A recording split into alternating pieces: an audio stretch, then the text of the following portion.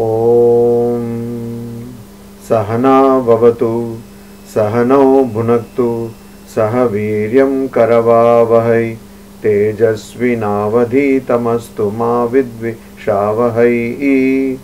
ओम शांति शांति शांति। हरि ओम। আমরা দেখছি শ্রীমদ্ ভগবদ গীতা সপ্তম অধ্যায় 28 নম্বর শ্লোক আজকে দেখব। এই অবধি আমরা 27 নম্বর অবধি দেখেছি। येषां त्वन्तगतं पापं जनानां पुण्यकर्मणां ते द्वन्द्व मोह निर्मुक्ता भजन्ते मां दृढ़व्रताः। तू কথাটা ব্যবহার করা হয় কিন্তু এই অর্থে, কিন্তু পুণ্য কর্মণাম, যারা ভালো কাজ করেছেন, পুণ্য করেছেন, যারা, येषां যাদের, জনানাম মানুষের মধ্যে যারা, পাপম পাপ করেছেন বা ভুল কাজ করেছেন, অন্তগতম সেটা যাদের কাছে ওটা একটা সেটা শেষ হয়ে গেছে, অন্তগতম শেষ হয়ে গেছে, গতম মানে তার গতি হয়েছে, অন্ত অর্থাৎ শেষ হয়ে গেছে। দ্বন্দ্ব মোহ নির্মুক্তা, তারা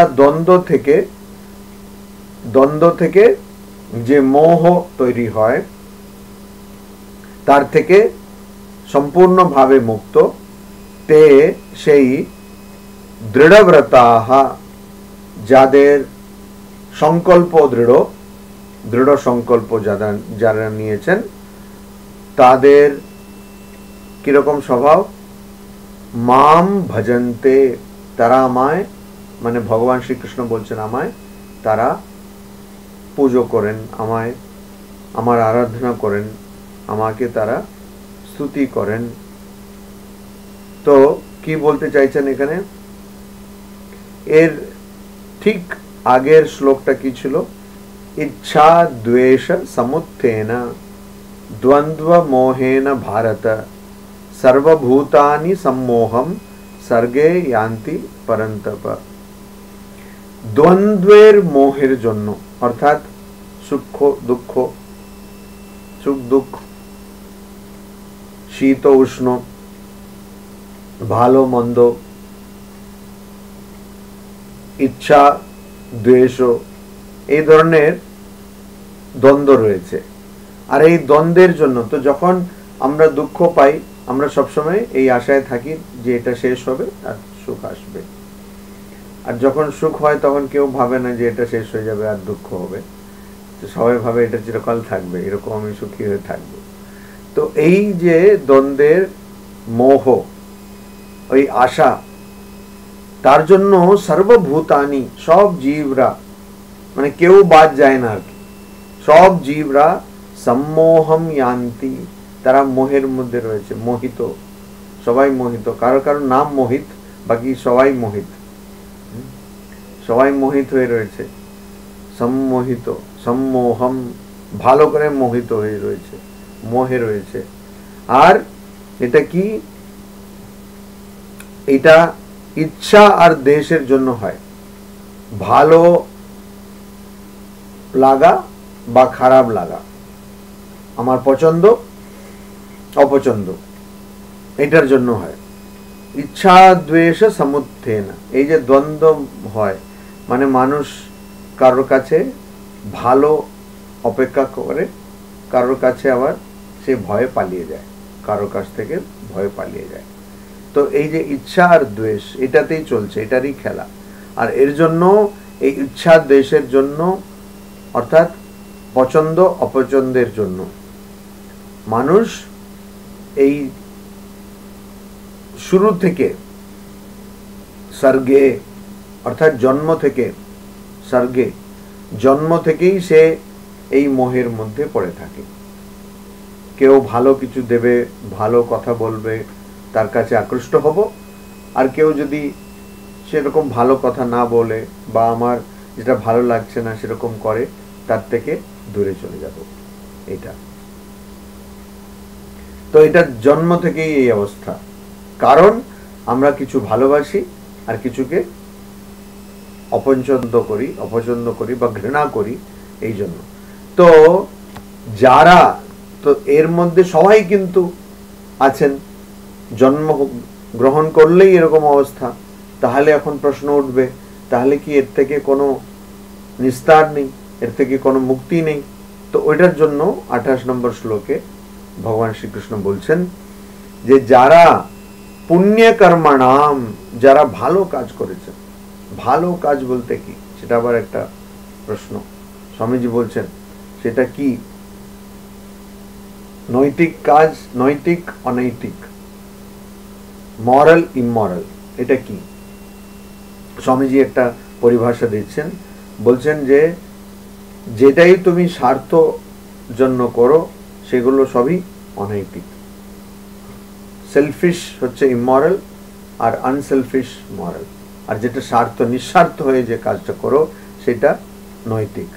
তো পুণ্য তাই হবে, যেখানে আমি আমার কথা না ভেবে অন্যদের জন্য চিন্তা করছি, সেটাই পুণ্য কর্ম।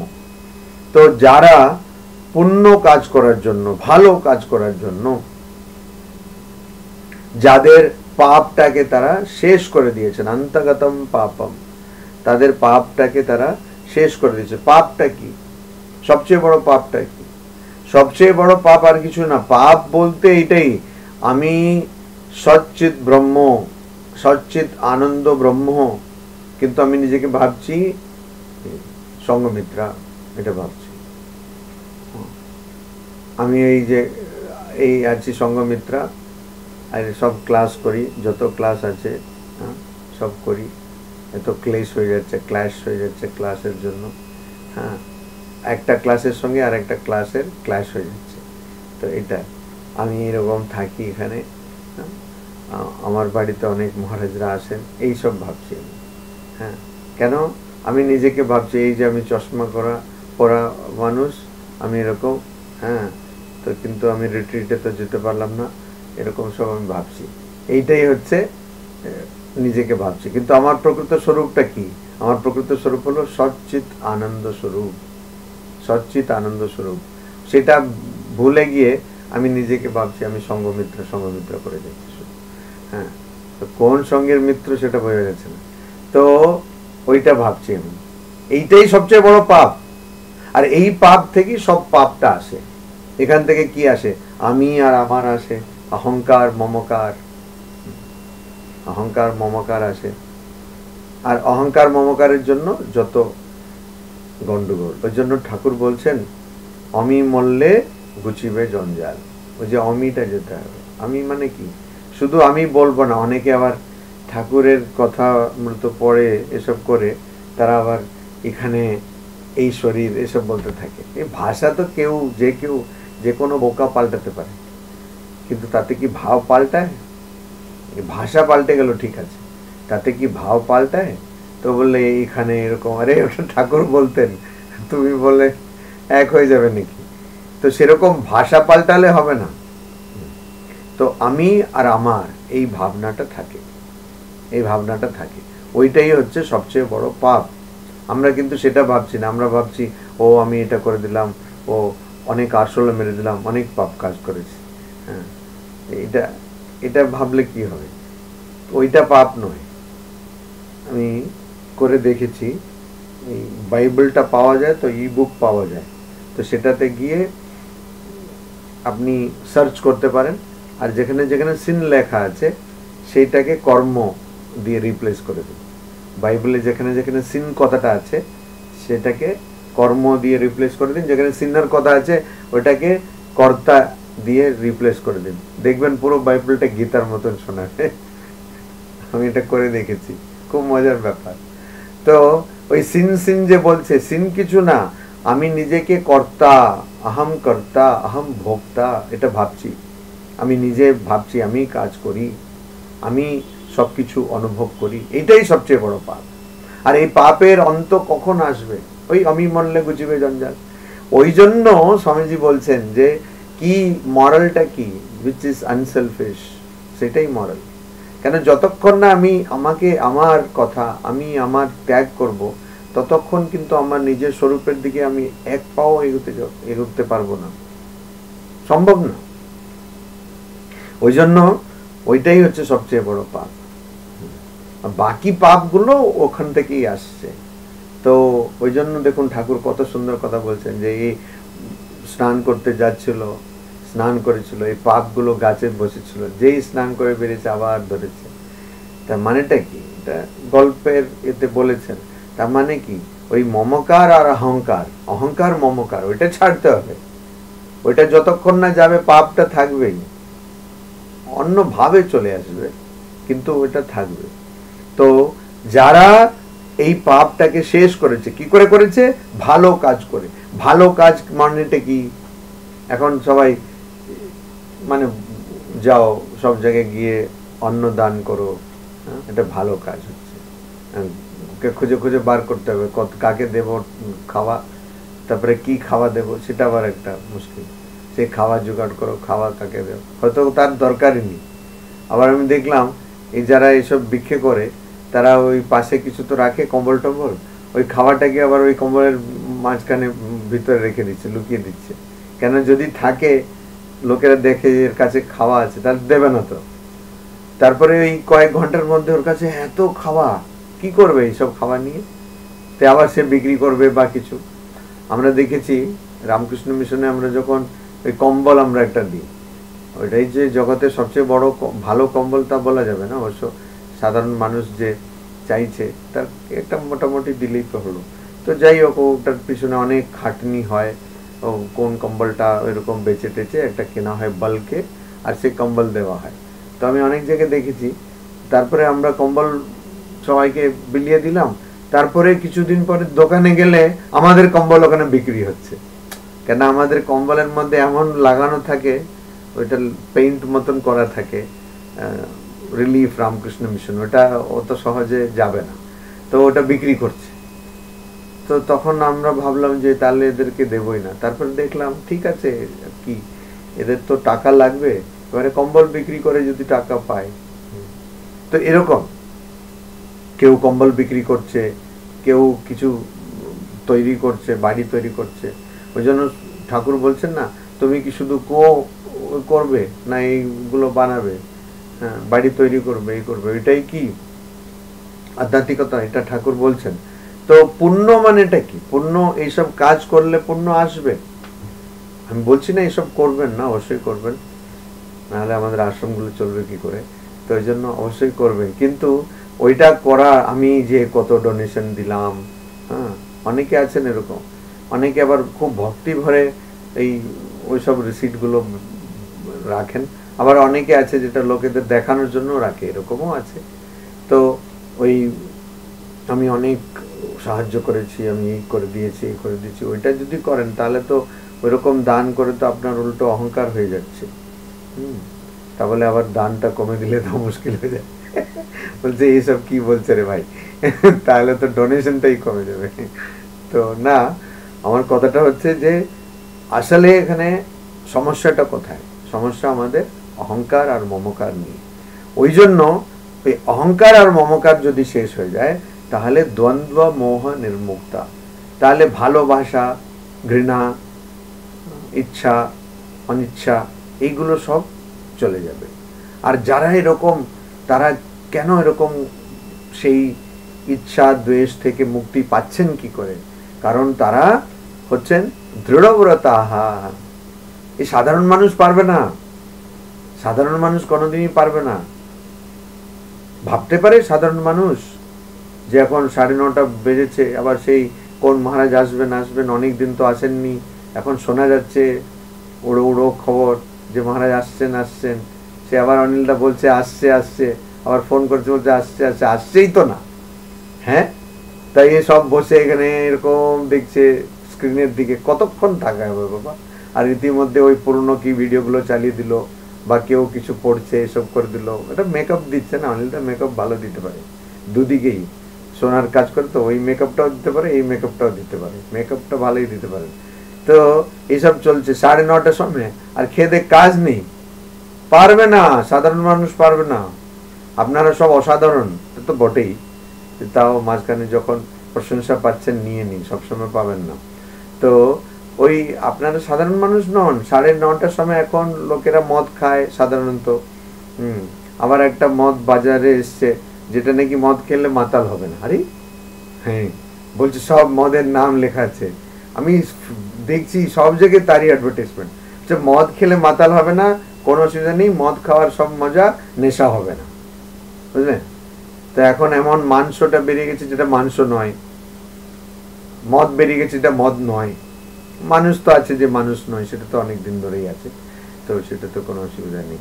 তো এই যে 9:30টার সময় বসে ভগবত গীতা শুনবে, সে আবার হবে কি হবে না, তিনি তো কতদিন ধরে ক্লাসই করেননি, এরকম সব কে করবে? যার একটু সংকল্প দৃঢ় থাকে যে না আমরা করব। এই যে ভগবত গীতা সবাই তো বলে, কিছুটা তো বোঝার চেষ্টা করব, আমরা ছাড়বো না। এই যে নাছোড় বান্দা, তারাই তো করতে পারবে। এই দৃঢ়ব্রতাহা খুব কঠিন। মহারাজ আপনাদের তো কি অসুবিধা? কোনো অসুবিধা নেই, 3টার সময় ঘন্টা পড়ছে, ঘন্টা পড়ে যাচ্ছে, তাও পড়ছে, একবার পড়লে আবার পড়ে যাচ্ছে, সবসময় পড়ছে ঘন্টা। হ্যাঁ, তো সেই খাওয়া তো পাওয়াই যাচ্ছে, করোনার সময় বিশ্বযুদ্ধ প্রথম দ্বিতীয় সবসময় খাওয়া, রামকৃষ্ণ মিশনে কোনো অসুবিধা নেই, ঘন্টা পড়ে যাচ্ছে। তা আমাদের মহারাজ একবেলা খাওয়া জোগাড় করতে গেলে কত কাঠখড় পোড়াতে হয়, কাঠও পোড়াতে, খড়ও পোড়াতে হয়। হ্যাঁ, কত হিন্দিতে বললে কিতনা পাপড় বেলনা পড়তা হয়। হ্যাঁ, অত সহজ? তারপরে আপনাদের মতো ডোনেশনও দিতে হবে, অনেক সমস্যা আছে। হ্যাঁ, গৃহস্থ, তাতে আবার বসে সে 9:30টার সময় গীতা শুনবে, এই করবে, দৃঢ়ব্রতা। হা, কত প্রশংসা করলো, আমারই ভালো লাগছে না, এতটা ভালো হয়েছে প্রশংসা। যাই হোক, তো দৃঢ়ব্রতা সহজ কথা নয়, সহজ কথা নেই। ঠাকুর বলছেন না, ওই যে দক্ষিণেশ্বরে দুজন বন্ধু এসছে, তো একজন বলছে, কিছুক্ষণ ঠাকুরের ঘরের ওখানে বসে শুনছিল, তারপর বলছে আচ্ছা তোমার এটা শেষ হয়ে গেল না, চলে এসো, আমি ওখানে নৌকোতে বসে আছি। সে আর পারছে না, দৃঢ়ব্রত হতে হবে। তো যে যার পাপটা অন্তগতম, মানে যার পাপটা শেষ হবে, তার মানে পাপ শেষ হওয়া মানে কি, তাকে নিঃস্বার্থ হতে হবে, তার দৃঢ়ব্রত, দৃঢ় সংকল্প ছাড়া হবে না, দৃঢ় সংকল্প ছাড়া হবে না। অত সহজ নাকি? একটা পরীক্ষা পাস করতে গেলে কত দৃঢ় সংকল্প দরকার। যা এখন হয়েছে কম্পিটিশন, খুব কঠিন, অত সহজ না। তারপরে বাড়িতে ঘর করা, আমি তো সবসময় বলি আপনারা তো একজন স্বামীর সঙ্গে ঘর করেন, আমি তো 5 জন স্বামীর সঙ্গে ঘর করছি, আমি তো জানি, হাড়ে হাড়ে বুঝতে পারছি স্বামীর সঙ্গে ঘর করা মানেটা কি। হ্যাঁ, আপনি স্বামীর সঙ্গে ঘর করছেন, আমি স্বামীজির সঙ্গে ঘর করছি, একই কথা। তো মানে খুব সব তাল রেখে চলতে, বাবা কে কি মনে করবে, কে কি ভেবে ফেলবে। হ্যাঁ, তারপরে কারোর জায়গায় বসে গেলাম তো মুশকিল, সবার জায়গা আছে, আবার ওখানে বসেই খাবে, এই ছোট ছোট জিনিস। কারো কফির মাগ আছে, সেই মগেই কফি খাবে, আরে সেই মগটা পাল্টে দিলে সে তো হয়ে গেল, হ্যাঁ, মহাভারত অশুদ্ধ হয়ে গেল। কি তুল কালাম ঝগড়া একটা মগ নিয়ে। তো এগুলো হয়, সব জায়গায় হয়। তো বাড়িতে তো আছেই, যে আমাকে ওটা দিল না, চাটা একটু অন্যরকম ছিল, এরকম হলো না। আর তুমি কোথায় মাকা বাড়িতে চাষ করছো, তোমার যা পেলে খেলে, তো সেটা নয়, ওই এটা হতে হবে, এটা হতে হবে, দৃঢ়ব্রত খুব। ওই জন্য বলছেন না, স্বামীজিও বলছেন, পিউরিটি, পেশেন্স, পারসিভারেন্স। পিউরিটি, শুদ্ধ হতে হবে, তারপরে পেশেন্স, সহ্য, তারপরে আবার সহ্যের সঙ্গে আবার একটা পারসিভারেন্স।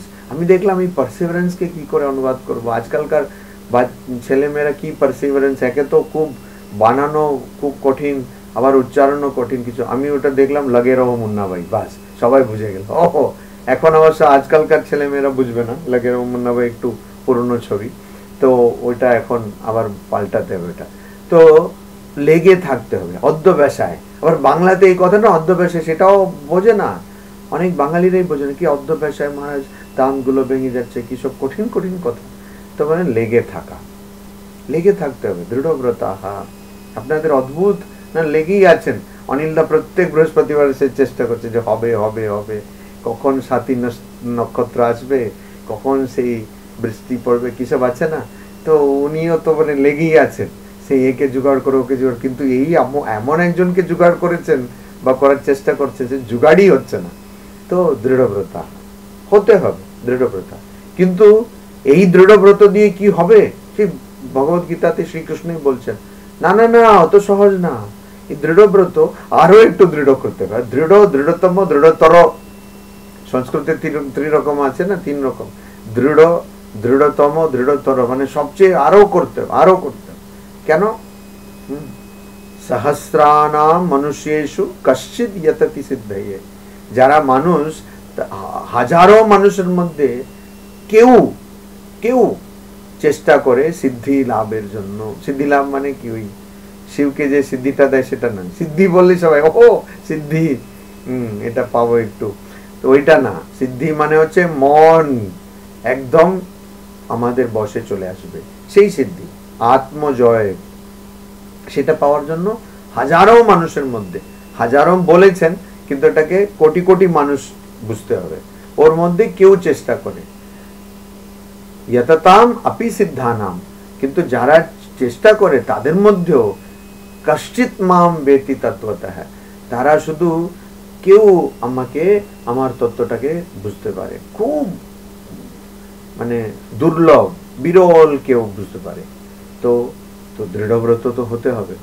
তো ওই জন্য এখানে শ্রীকৃষ্ণ একদম সঙ্গে সঙ্গে বলে দিলেন যে যারা পাপ থেকে মুক্ত হয়েছে সেরকম দৃঢ়ব্রত, মানে দৃঢ়ব্রত ছাড়া পাপ থেকে মুক্ত হওয়া যাবে না। তিনি তো তাদের কি হয়, তারা কি করে, তারা আমাকে মাম ভজন্তে, তারা আমার আরাধনা করে, তারা আমার পুজো করে। এবারে আপনি গিয়ে পুজো টাকা দিয়ে দিচ্ছেন, প্রচুর পুজো হচ্ছে হচ্ছে, ওই যে যারা পুজো দিয়ে থাকে না পুরুত মশাই, তো দেখবেন ওইসব অনেক মন্দিরে গেলে দেখা যাবে, ও দেখবে ওই থালার মধ্যে থালাতে কিছু পড়ছে কি পড়ছে না। 5 টাকাও দিচ্ছে আজকাল, অদ্ভুত লোক, লোকও ঠিক 5 টাকা দিচ্ছে। 5 টাকায় কি হয়? ঠিক আছে 10 টাকা দিল তো ওম ওম ওম, বাস হয়ে গেল, শেষ হয়ে গেল 10 টাকার জন্য অতটাই। আর 50 হলে ওম অচ্যুতায় নমঃ ওম, এরকম। আর ওদের এত আত্মবিশ্বাস, যারা যাচ্ছে তারা সংস্কৃত কিছুই বোঝে না, ওরা জানে। তো এরকম একটা কিছু বলে দিল। আমি দেখেছি একজন পুরোহিত মশাই সহনা ভবতু বলছে মন্দিরে গিয়ে, আমি দেখলাম বাপরে, শিবের সামনে সহনা ভবতু। সহনা ভবতু তো যে গুরু শিষ্য যখন কিছু একটা পাঠ হবে তার আগে হবে, সে শুধু সহনা ভবতু দিয়ে চালিয়ে দিল। হ্যাঁ, যারা বাইরে বসে আছে তারা ভাবছে ও পুরোহিত মশাই কি ভালো মন্ত্র উচ্চারণ করছেন। তো এরকম মন্ত্র উচ্চারণ করে দেবে।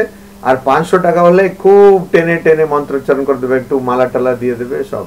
তো ওইটাই, ওখানে লোকেরা ভাবছে পুজো, ওইটা পুজো না, ওইটা আসলে পুজো না।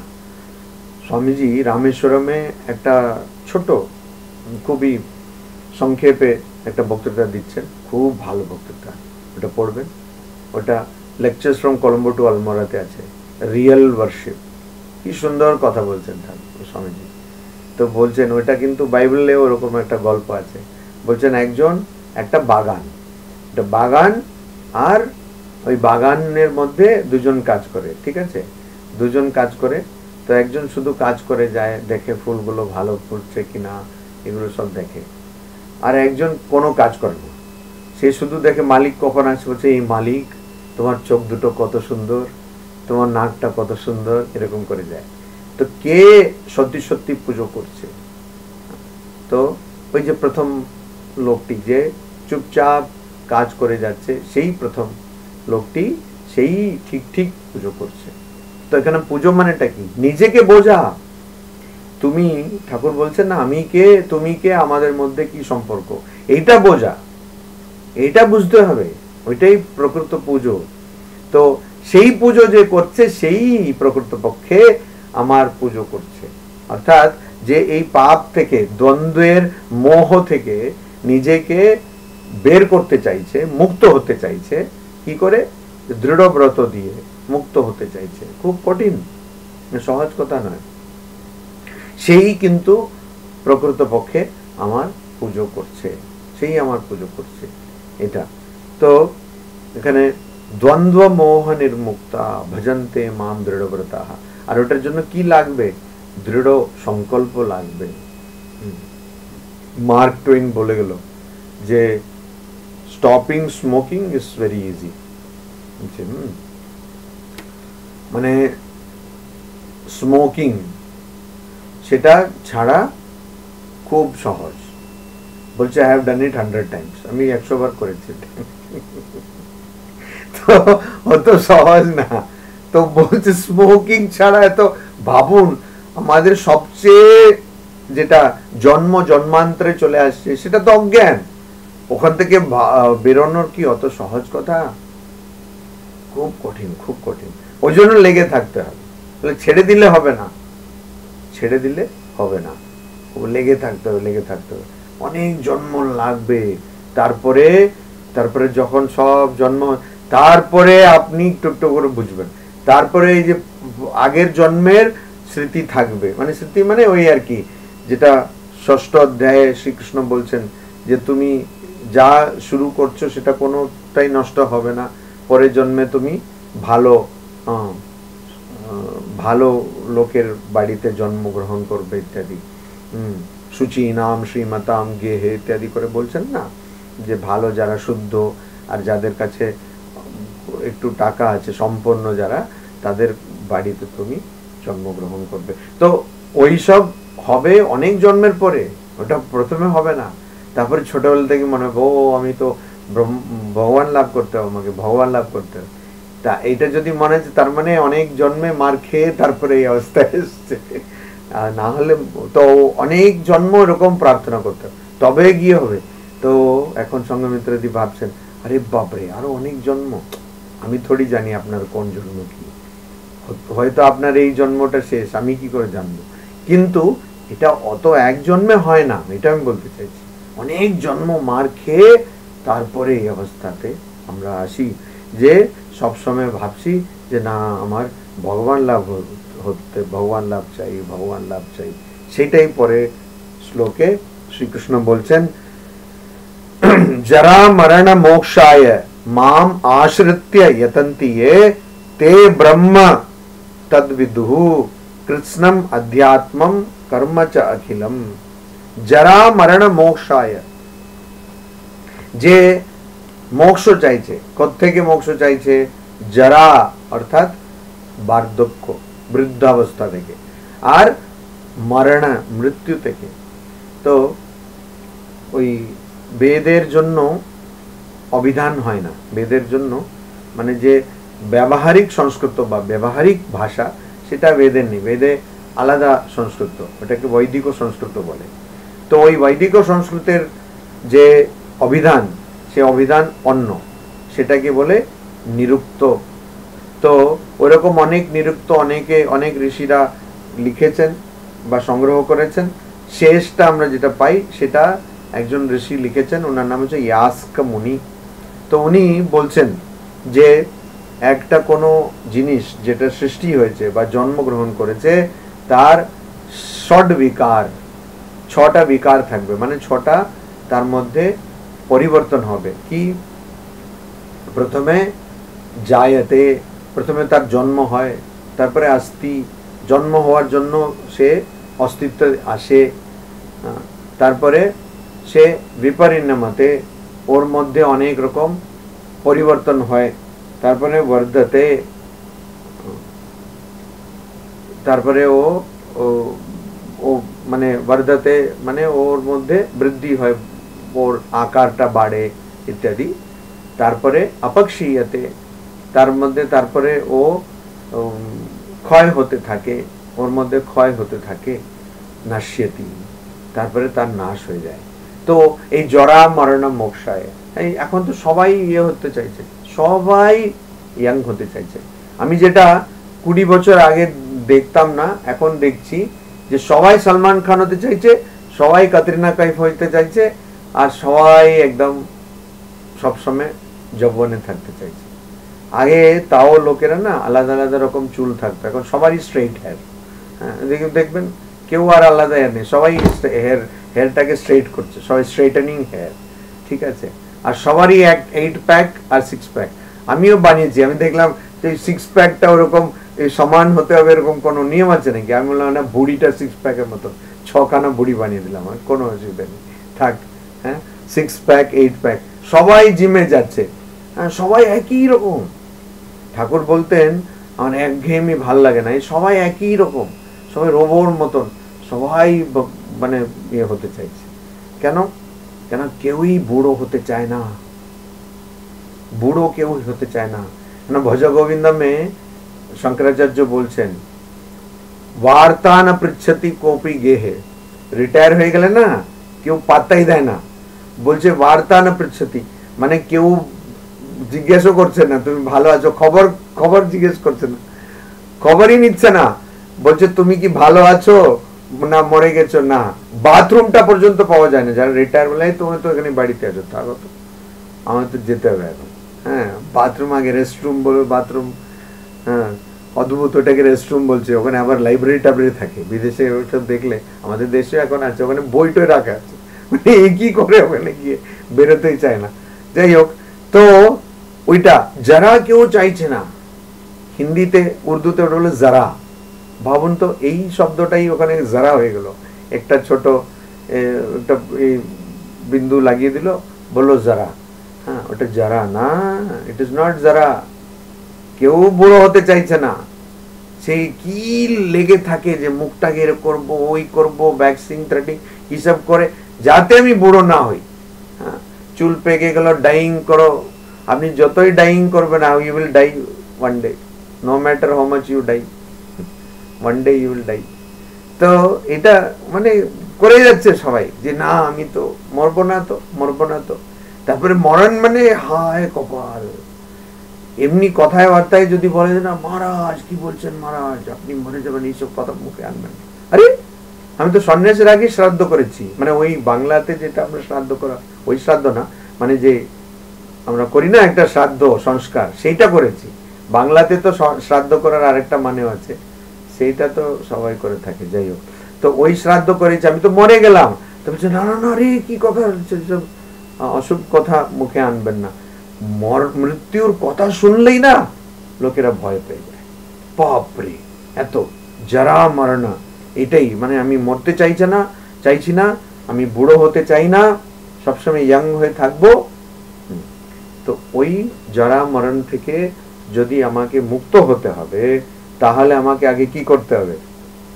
আমাকে আগে আমি আমারটা ত্যাগ করতে হবে, অহংকার আর মমকার ত্যাগ করতে হবে, কর্তৃত্ব ভোক্তৃত্ব ত্যাগ করতে হবে।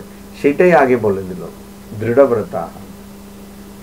এগুলো বিউটি পার্লারে গিয়ে হবে না, স্পাতে গিয়েও হবে না, ওটা দিয়ে এসব হবে না। এটা মনে বনে কোণে, এটা দিয়ে হবে, ঠাকুরের নাম করে হবে। তো আগে বলছেন না যে পুণ্য কর্ম, কি পুণ্য কর্ম? পুণ্য কর্ম তোমার মনটাকে আগে ঠিক করো। ওই যে গানটা আছে, মানব জমিন রইল পতিত, আবাদ করলে ফল তো সোনা, মন রে কৃষি কাজ জানো না। তুমি জানো না কৃষি কি করতে হবে? কৃষি যে আমি এত কিছু করলাম, এই কাজ করলাম, ওইটা নয়। কৃষি মানে তুমি তোমার মনটাকে ঠিক করো আগে। মনটা যদি ঠিক থাকে সবকিছু ঠিক থাকবে। যারা মরণ মোক্ষায়, তো এটার জন্য কি করতে হবে? মাম আশ্রিত্য, আমায় আশ্রিত্য শরণাপন্ন, আমার শরণাপন্ন হয়ে। এই যে বুদ্ধিমান লোকটি কি করবে? আমার শরণাপন্ন হবে। ইয়ে যে যতন্তি চেষ্টা করে, তে তারা, তৎ ব্রহ্মম ব্রহ্মা, সেই ব্রহ্মকে, ব্রহ্মা নয় ব্রহ্মকে অর্থাৎ পরম তত্ত্বকে, কৃষ্ণম সম্পূর্ণ, আধ্যাত্মম আধ্যাত্মিকতা, অখিলম সম্পূর্ণ, কর্ম চ বিদুহু। তো তারা কি করে? মানে যারা আমার শরণাপন্ন হন। এই বুদ্ধিমান লোকের লক্ষণটা কি? ভগবানের শরণাপন্ন হওয়া। ঠাকুর বলছেন না, তুমি জমিদারের বাড়িতে যাবে, চাকরকে জিজ্ঞেস করে যে এইটা ঘরটা দেখা, এগুলো ও একটু হয়তো দেখালো, তারপরে জমিদারি চলে এলো, তোকে তাড়িয়ে দিল, বা চাকর যতটা ওর এখতিয়ার যতটাও পারবে ততটাই তো দেখাতে পারবে, তার বেশি তো পারবে না। তারপরে কি হবে? তারপরে আপনাকে চলে যাবে। কিন্তু জমিদারের সঙ্গে গিয়ে যদি ভাব করো, তাহলে সে বলে দেবে চাকরকে, সব ঘুরিয়ে দেখাও। তো বুদ্ধিমানের লক্ষণ আগে ভগবানকে জানা। মাম আশ্রিত্য, আমায় যারা শরণাপন্ন হন, আমার শরণাপন্ন যারা হন, তারা কি করেন? তারা কৃষ্ণম অধ্যাত্মম, তারা সম্পূর্ণ অধ্যাত্ম। অধ্যাত্ম মানে এখানে সম্পূর্ণ কেন বলেছে? ঠাকুর বলছেন তার ইতি টানা যাবে না, মানে ভগবান এইটাই ভগবান, এটা কেউ বলতে পারবে না, আরো অনেক কিছু অজানা থাকবে। তো সম্পূর্ণ কি করে হলো? সম্পূর্ণ অর্থাৎ নিজেকে সম্পূর্ণ ভাবে জানবে। আধি মানে যার অধিকরণ, যেটাতে সে আধার, যার আধার যেখানে, আশ্রিত যেখানে। আর আত্ম মানে নিজের কথা। তো অধ্যাত্ম মানে নিজের অধিকরণ যেখানে, মানে নিজের মধ্যে আশ্রিত। তো নিজেকে সম্পূর্ণভাবে জানতে পারবে, আর নিজেকে নিয়ে তার কোনো সংশয় থাকবে না। ওই জন্য সম্পূর্ণ আধ্যাত্ম, অখিলম কর্ম, আর সে কর্মকে পুরো জানবে। কর্মকে আর জানা কি রইল? যদি আমি জানি যে আমি কর্তা নই আর আমি ভোক্তা নই, এত কর্ম জানা কিছু না। মানুষ নিজের অপমানকে ভয় পায়, সবসময় এটাই হচ্ছে। যখন আপনি অপমানকে ভয় পাচ্ছেন না, বা অপমানিত হলেও সেটা আপনার গায়ে লাগছে না, তাহলে আপনি অনেক উচ্চ অবস্থায় চলে গেছেন, উচ্চ অবস্থায় চলে গেছেন। তো ওই জন্য কর্মকে সম্পূর্ণভাবে জানা মানে কি? কর্ম এটাই, কর্ম বন্ধনে ফেলে। কেন কর্ম হয়? যখন আমি ভাবছি আমি আর আমার, তখন কর্ম হচ্ছে। এটাই জানা হচ্ছে কর্মকে সম্পূর্ণভাবে জানা। তো সে ব্রহ্মকে জানবে, আধ্যাত্ম কি, আধ্যাত্ম কি সেটা জানবে, আর আধ্যাত্মিকতাটা কি সেটা জানবে, আর কর্মকে সম্পূর্ণভাবে জানবে। কে জানবে? যে জেনেছে আমাকে, মানে অর্থাৎ আমাকে যে শরণাপন্ন, আমার শরণাপন্ন যে হচ্ছে, আমার শরণে যে আসছে, সে জানবে, সে জানবে। পরের শ্লোক, যেটা 30 নম্বর শ্লোক, এই অধ্যায়ের শেষ শ্লোক। এই সপ্তম অধ্যায় হচ্ছে জ্ঞান বিজ্ঞান যোগ অধ্যায়, এবং এই অধ্যায়টা অনেক মাস ধরে টেনে টেনে চলেছে। এটা অধ্যায়ের দোষ না, যে বলছে তার দোষ। তো তো এই অধ্যায়ের শেষ শ্লোক, এদিকে অনিলদা হাসছেন। সাধি ভূতাধি দৈবম মাম সাধি যজ্ঞম চ ये विदुः प्रयाण कालेपि च माम ते विदुः युक्त चेतसः। ये যারা, চ আবার, মাম আমায়, সাধি ভূতম সাধি দৈবম সাধি যজ্ঞম, যারা আমাকে, স অধিভূতম অর্থাৎ অধিভূতমের সঙ্গে। অধিভূতা মানে কি? আমরা অধিভূত অর্থাৎ ভূত মানে হচ্ছে অন্য জীব, জীব জীব। অধিভূত মানে যেগুলো জীবকে আশ্রয় করে যেটা রয়েছে। অধিদৈব মানে দেবতাদের আশ্রয় করে, দৈবী শক্তিকে। অধিযজ্ঞ, যজ্ঞ মানে যে জীবরা করে, যে জীব কর্মগুলো করে, সেই অধিযজ্ঞ। তো যে জানে আমাকে, যে আমি জীবদের সঙ্গে আছি বা দেবতাদের সঙ্গে আছি, এই যজ্ঞের মধ্যে আছি, এরকম যে আমাকে জানে, ये विदुः যারা জানে, তে তারা, युक्त चेतसः তারা সবসময় তাদের মন একনিষ্ঠ হয়ে থাকে, একাগ্র হয়ে থাকে। আর প্রয়াণ কালে अपि মাম বিদুঃ, আর তারা প্রয়াণ কালে, প্রয়াণ মানে কি? প্রকর্ষ রূপে याने, यान অর্থাৎ ভালো করে যখন ছেড়ে দিয়ে চলে যাচ্ছে, অর্থাৎ শরীরটা যখন ত্যাগ করছে, প্রয়াণ কালে, ওই সময় শরীর ত্যাগ করার সময় আপি, সেই সময়েও মাম বিদুহু, সে আমায় জানবে। তো এখন তো ঠিক আছে, সে আমার বুদ্ধি টুদ্ধি কাজ করছে, ভালো করে খাওয়া দাওয়া হলো, সবকিছু হলো, কাজ করছে, আমি এখন ভাবছি এরকম একটা বুদ্ধি দিয়ে ভাবছি হ্যাঁ আমি ব্রহ্ম এইসব। কিন্তু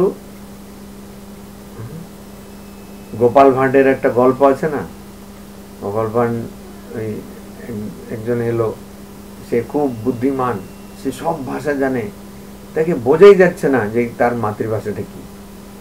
তো এখন সবাই চেষ্টা করো, কিছুতেই তারা ধরতে পারছে না।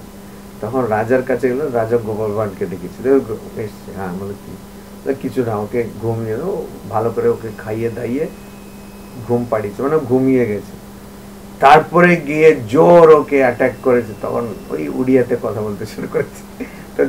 তো উড়িয়ার লোক আমার সঙ্গে হবে না, আমি হয়তো কখনো তামিলে বলবো, কখনো বাংলাতে বলবো, ঠিক আছে, এইগুলো লোকেরা আমার উপরে ট্রাই করেছে, হ্যাঁ ওইটা দিয়ে হয় না। তো যাই হোক, তো এইটা আসলে এটা আমার সঙ্গে হয়েছে। একটা জায়গায় ওই পাঠের জন্য গেলাম, এই কলকাতা থেকে একটু দূরে, 2 ঘন্টা রাস্তা, হাওড়া জেলায়। আমি মাঝে মধ্যে যাই ওখানে। তো তারপরে ওরা খুব খাওয়া দাওয়া, এলাহি খাওয়া দাওয়া হয়। তারপরে খাওয়া দাওয়া করে আমি একটু ঘুমিয়ে পড়লাম। হ্যাঁ, পাঠ টাট হয়ে গেলো, খাওয়া দাওয়া হয়ে গেলো, তারপরে ঘুমিয়ে পড়ি ওখানে।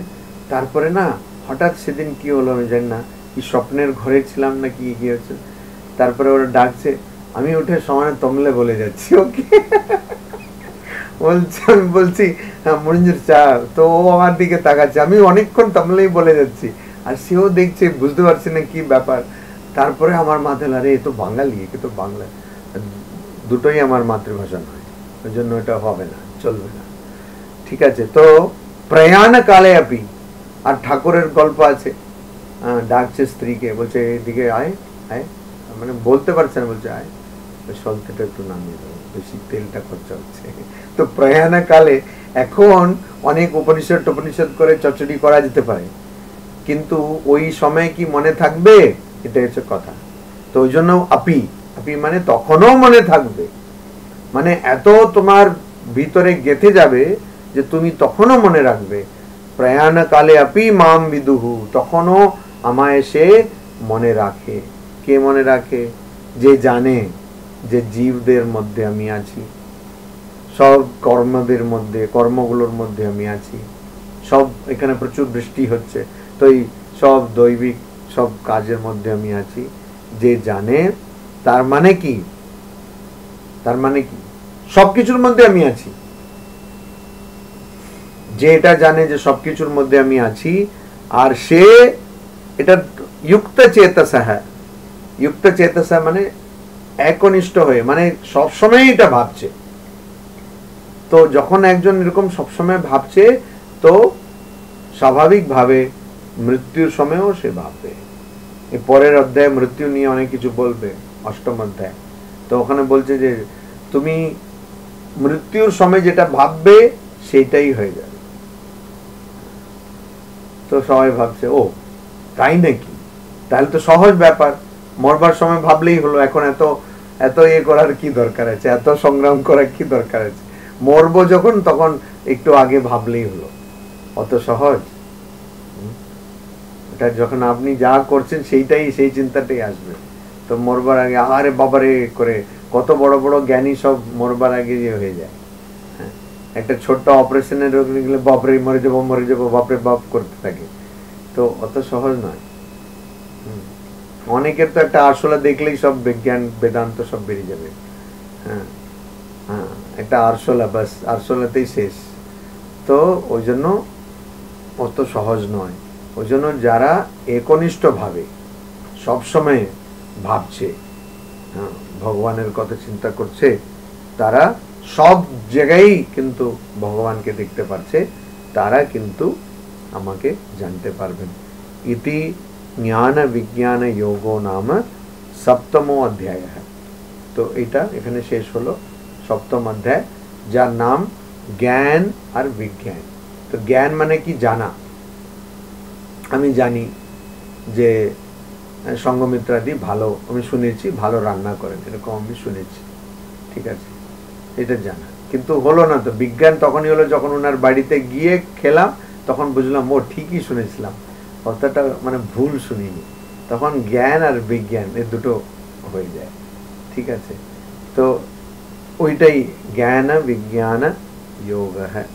তো আমাদের আমরা এইসব যে পড়ছি সেটা বিজ্ঞান হতে হবে। বিজ্ঞান কখন হবে? যখন আমার অনুভূতি হবে। এখন তো আমি পড়লাম দ্বন্দ্ব মোহ বিনির্মুক্তা, মানে যে দ্বন্দ্ব থেকে সম্পূর্ণভাবে মুক্ত, এটা তো আমি পড়ে নিলাম। দ্বন্দ্ব মোহ নির্মুক্তা, কিন্তু আমি কি হলাম দ্বন্দ্ব থেকে, দ্বন্দ্বের মোহ থেকে মুক্ত? তো ওই জন্য এখন জ্ঞানটা হয়তো পাচ্ছি, কিন্তু বিজ্ঞানটা লাভ করতে হবে। তো এটা সপ্তম অধ্যায়। তারপরে আমাদের শুরু হবে অষ্টম অধ্যায়। অষ্টম অধ্যায় হচ্ছে অক্ষর ব্রহ্ম যোগ।